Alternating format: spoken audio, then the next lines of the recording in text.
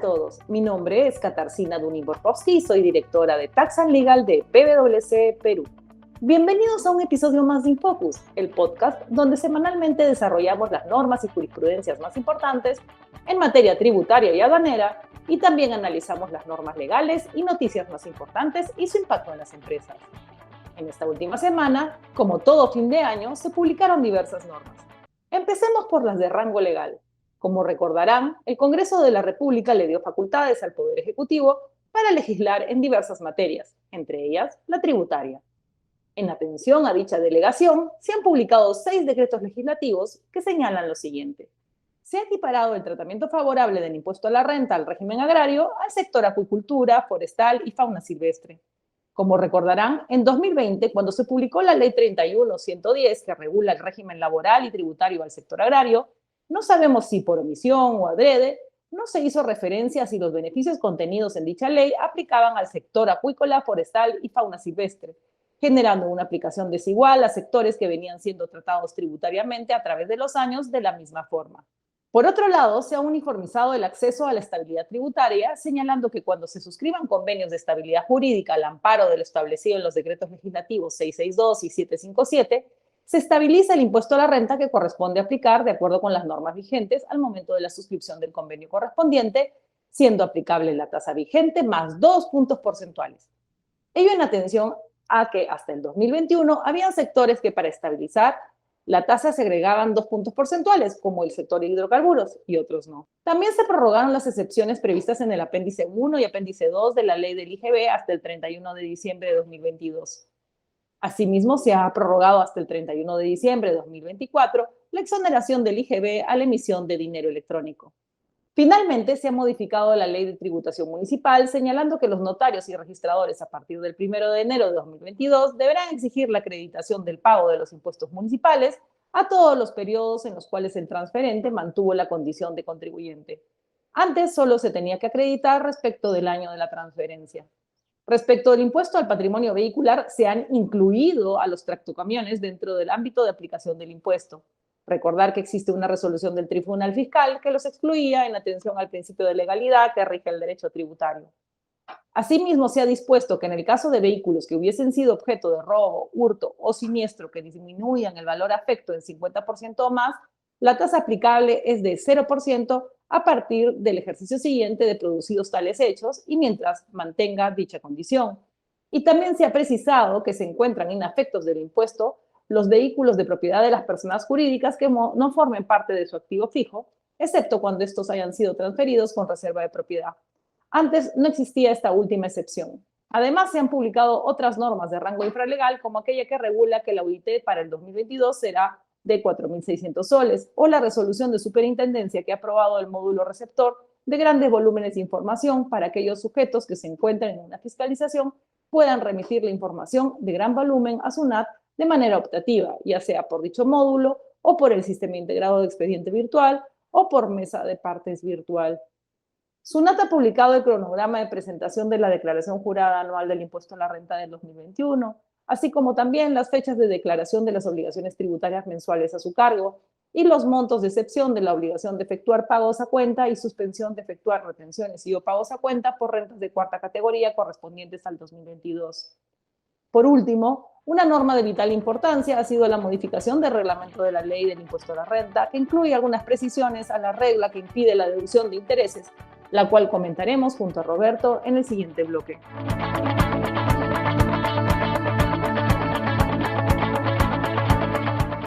Muy buenas a nuestros oyentes. Este es el primer podcast del 2022. Como siempre, agradecidos. Y como ya saben, este podcast está co-conducido por quien les habla, Roberto Polo, y nuestra querida Kitty Katarzyna Dunin-Borkowski. En esta oportunidad vamos a conversar sobre una norma reglamentaria que fue publicada justamente el último día del año pasado y tiene que ver con esta famosa regla EBITDA. Solo para recapitular un poco, ustedes recordarán que ya hace unos par de años, o quizás uno más, fue publicado este decreto legislativo 1424, que de alguna manera cambió el esquema de la deducción de los gastos financieros. y nos incorpora esta regla que ha sido coloquialmente denominada como el EBITDA tributario. Pero noten que si bien la norma tiene algunos años de publicación, recién el 2021 va a ser el primer año de su aplicación efectiva. Y claro, nosotros, los que estamos metidos en el mundo tributario, sabemos que esa declaración recién se va a presentar ahora en marzo y en abril del 2022. La norma presentaba algunos temas que técnicamente se puede decir que son cuestionables en un contexto de pandemia o pospandemia, pero sí se criticaba mucho la racionalidad de esta norma en un contexto de inflación y decreción económica. Sin embargo, bueno, la norma no fue derogada, siguió adelante.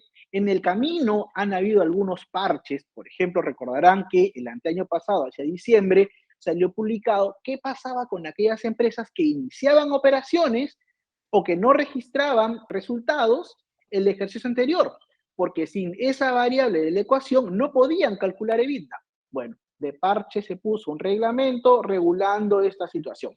Pero aún así, con estos huecos, llegábamos a fin de año y no sabíamos, por ejemplo, qué iba a pasar con aquellas empresas que aplicando literalmente la fórmula iban a tener un EBITDA, comillas, negativo. O, por ejemplo, qué pasaba con aquellas empresas que excedían el ratio del 30% del EBITDA del año anterior y por lo tanto tenían un saldo de gasto financiero que no se podía aplicar en el ejercicio corriente.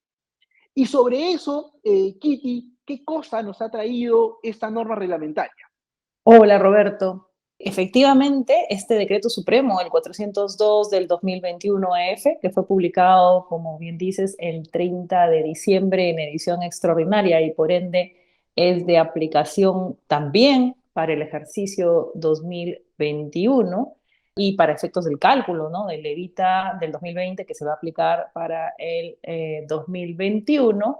Absuelve una consulta que fue formulada previamente a la SUNAT en relación a si el EBITDA podía ser negativo. Como sabemos, y como bien lo has dicho, el EBITDA tributario se calcula en función a una fórmula que parte de la renta neta. Y la renta neta, pues en principio, así lo habíamos dicho en un podcast anterior, es para nosotros positivo, ¿no? Porque es la aplicación de los ingresos grabados con impuesto a la renta, deducidos todos los gastos permitidos en el artículo 37 y adicionados los impedidos en el artículo 44 de la ley de impuesto a la renta. Y para nosotros y así lo dijimos, renta neta era positiva. Y bueno, si ese cálculo resultaba negativo, ya no era renta neta, sino pérdida. Entonces, se le hizo una consulta a la SUNAT en esos términos y la SUNAT respondió diciendo que renta neta era la que se aplicaba en virtud del artículo 37 y 44. Es decir, no dilucidó la duda que todos necesitábamos saber en la consulta. Como lo hemos conversado en otra oportunidad, se precisaba o se hacía la consulta expresa, ¿no?, si es que la renta neta podía calificar negativa, pero la SUNAT no respondió. Pero el MEF nos ha respondido con el decreto supremo mencionado y lo que nos ha dicho es que efectivamente la renta neta, ¿no es cierto?, no puede ser negativa, lo cual es favorable para todos los contribuyentes, ¿no? Dice expresamente que en el ejercicio gravable que el contribuyente no obtenga renta neta o habiendo obtenido esta, el importe de las pérdidas de ejercicios anteriores compensables con aquella fuese igual o mayor, el EBITDA será igual a la suma de los intereses netos, depreciación y amortización deducidos en dicho ejercicio. Evidentemente podría llegar a ser negativo en la aplicación de esa fórmula, pero lo que queremos decir es que la renta neta no puede restarme a la fórmula, es decir, no me puede generar un efecto más nocivo como el que se estaba generando bajo la interpretación de muchas personas, ¿no? Lo hemos leído en varios escritos en que muchos abogados sostenían que la renta neta podía ser negativa. Gracias a Dios esto ha quedado aclarado y bueno, sabemos al día de hoy que sí, la renta neta, luego deducida las pérdidas, me genera un valor negativo, lo único que yo voy a tener que sumar son los intereses netos, la depreciación y la amortización deducidos en dicho ejercicio. Esa es la primera aclaración que trae el decreto supremo. Kitty, entonces, para que todos nuestros oyentes lo tengan claro, se trata de una aclaración que favorece a los contribuyentes, ¿no es cierto? Porque ahora, indudablemente, si tienes intereses, depreciación y amortización, vas a tener una base sobre la cual calcular este límite del 30%, ¿no? Correcto, sí, ha sido un regalo de Año Nuevo. Bueno, yo creo que un regalo bien merecido, ¿no? En el sentido de que era lo que se debía interpretar, pero bueno, existían pues algunas dudas o algunas posiciones en relación a ese tema. Y con esta disposición reglamentaria se aclara el tema y bueno, por ejemplo, una empresa que genera pérdida en un ejercicio, por ejemplo, en el 2021 haya generado pérdida pero tenga intereses netos, tenga depreciación y amortización, que sea positiva, pues al final va a tener una evita y sobre ese evita el 30% serán los intereses deducibles en ese ejercicio. Si no son deducibles, se pueden arrastrar, como saben, en la norma legal, así lo estipula el 1424, se puede arrastrar los siguientes 4 años. Y en ese sentido es la segunda precisión, Roberto.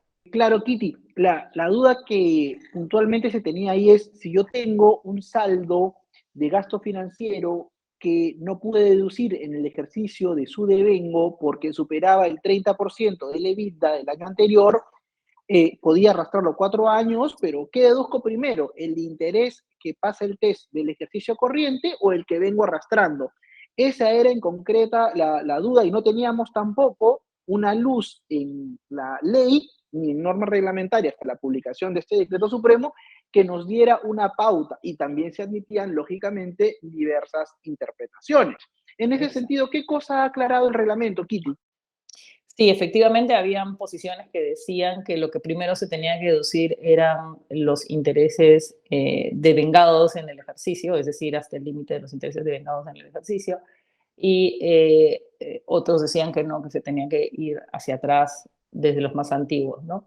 La norma lo que ha dicho es que se considera en primer lugar los intereses netos correspondientes al ejercicio más antiguo, siempre que no haya vencido el plazo pues, de 4 años contados a partir del ejercicio siguiente al de la generación de cada interés neto, ¿no?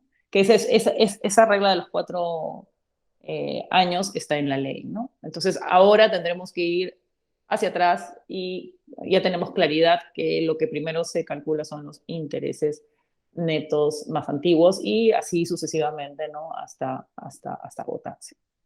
Kitty, eso implica entonces que ahora, bueno, se confirma ya de esta manera que los contribuyentes tienen que llevar un control extra contable respecto de este gasto financiero. O sea, es un control netamente tributario para el arrastre de este interés, de este gasto financiero, muy parecido a lo que tenemos hoy día con la pérdida tributaria. Correcto.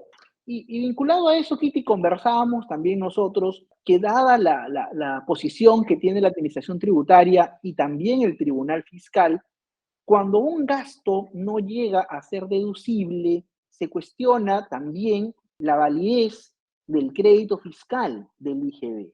Porque como saben, de acuerdo al artículo 18 de la ley del IGB, uno de los requisitos sustanciales para tener derecho a este crédito es que la adquisición del bien o servicio, en este caso servicio de financiamiento, sea considerado como gasto o costo para fines del impuesto a la renta. Y como te decía, la línea que tiene el Tribunal Fiscal y la SUNAT es, si en automático por alguna limitación de renta no tienes el gasto en el ejercicio, perderías el crédito fiscal. Sobre esto, ¿se ha dicho algo? No, pero también tenemos que tener en consideración que este decreto supremo lo que modifica es el reglamento de la ley del impuesto a la renta, no hace ninguna precisión en relación a la ley de IGB, ¿no? Y como sabemos, nosotros tenemos en nuestro reglamento, pues, en las normas del IGB y de renta de manera separada, si bien es cierto, como tú bien dices, en este punto confluyen, como en muchos otros, ¿no? Bueno, eso no se ha aclarado. Esperemos, bueno, me imagino que en algún momento o existirá alguna disposición o jurisprudencia al respecto de eso. Yo creo que hay una diferencia, ¿no? Entre negar o que el Tribunal Fiscal haya negado el IGB, por ejemplo, a los gastos de representación que exceden como crédito fiscal, negarles la calidad a ese IGB de crédito fiscal respecto de de este caso, porque en este caso no me están prohibiendo la deducción de los intereses, sino me lo están difiriendo por una norma antielusiva específica, como es la norma de subcapitalización de la que estamos conversando. Por lo cual yo soy de la opinión que ese IGB no se pierde y se puede utilizar en el momento en el cual efectivamente se haya registrado pues, en la contabilidad y se hayan cumplido con todas las disposiciones legales para que un IGB sea crédito fiscal, ¿no? Pero en efecto, esta tercera duda que hemos tenido y que hemos planteado en diversos medios, pues todavía no se ha absuelto. Yo coincido plenamente contigo, Kitty. Me parece que el argumento de otras resoluciones del Tribunal Fiscal referidas a gastos y crédito fiscal no serían de suyo aplicables acá, porque esta es una limitación temporal, ¿no es cierto? No es la negación del gasto, sino un diferimiento en su utilización.